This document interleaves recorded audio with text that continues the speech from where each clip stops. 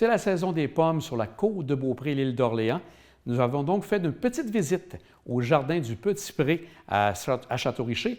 Nous avons rencontré le copropriétaire, M. Dominique Huot, pour discuter avec lui de la saison des pommes. Et nous avons aussi quelques commentaires de gens qui étaient sur place pour venir faire une activité familiale. Oui, voilà. Prends tes deux mains. Donne-moi celle-là. Prends tes deux mains. Non? Tu préfères la petite pomme? Bon, d'accord. Hein? Une grosse boîte noire. Bien, je comprends que ce soit rien. Je suis en compagnie de M. Huot des Jardins du Petit Pré. Alors, M. Huot, c'est la période de l'autocueillette pour les pommes. Comment ça fonctionne chez vous? Les gens vont au kiosque qui est ici sur la Nord Royale et sur la rue du Petit Pré, près de la 138. Ensuite, nous les montons avec une carriole dans le verger. Les gens font leur récolte et on les redescend ensuite au kiosque en bas. Pour la carriole, est-ce que c'est un service que vous offrez pour la première année? C'est la deuxième année, puis vu que ça a bien marché l'année passée puis qu'il y avait un petit peu d'attente, nous avons racheté une deuxième carriole pour diminuer les temps d'attente. On regarde, vous avez vraiment un très beau verger avec plusieurs pommiers, sûrement plusieurs variétés. Pouvez-vous nous parler des variétés que vous avez? Oui, nous avons la Polared, la Lebeau, la McIntosh, la Honeycrips qui est assez rare dans les champs dans les vergers d'autocueillette.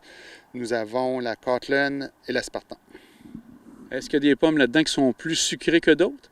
Bien, il y a la Honeycrips qui est pas mal la vedette. Et ensuite, la Cortland qui est très bonne à cuisiner et est très abondante. Au niveau de l'autocueillette, c'est jusqu'à quelle période que vous vous rendez? Nous finissons le lundi de l'Action de grâce. Une fois que, justement, l'autocueillette est terminé, est-ce que vous avez à faire sûrement un travail avec vos employés pour faire la cueillette? À quoi vont servir ces pommes-là que vous cueillez par la suite? Nous, ici, nous faisons du jus de pomme que nous vendons ici à notre kiosque et à notre kiosque au Grand Marché. Et on remplit nos congélateurs et ensuite, ça va être de la pomme à chevreuil. Qu'est-ce qui va rester? On a vu en montant aussi que vous avez des citrouilles. Est-ce que les gens peuvent faire l'autocueillette aussi? Oui, nous avons des citrouilles, nous avons des petites, des moyennes et des plus grosses citrouilles. On regarde ici, vous avez un grand verger, mais est-ce que vous avez des idées d'expansion au niveau du verger? Oui, c'est dans les projets de peut-être presque doubler le verger d'ici quelques années. Les pommiers que vous avez ici sont à maturité, bien sûr, parce qu'on voit la quantité de pommes que vous avez. C'est des pommiers de combien d'années, M. Huot? C'est des pommiers qui ont environ 20 ans.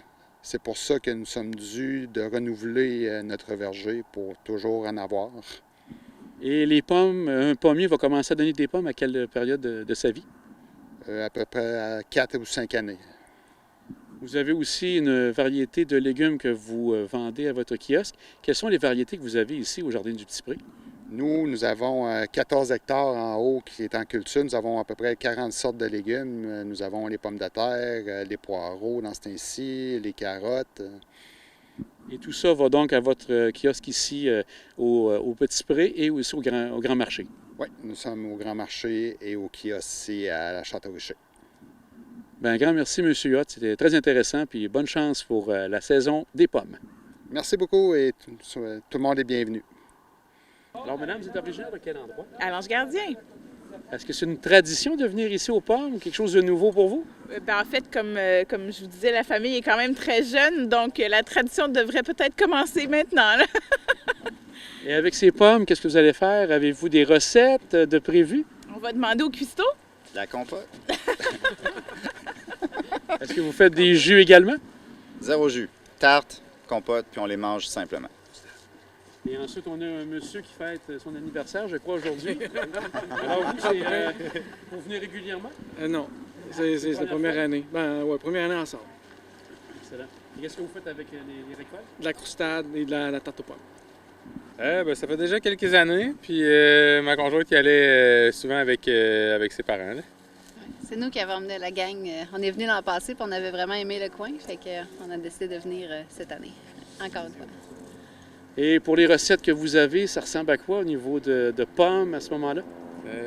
Les manger comme ça, sinon compote. Mais en fait, on aime beaucoup la Honey Crisp, qui normalement on la mange crue.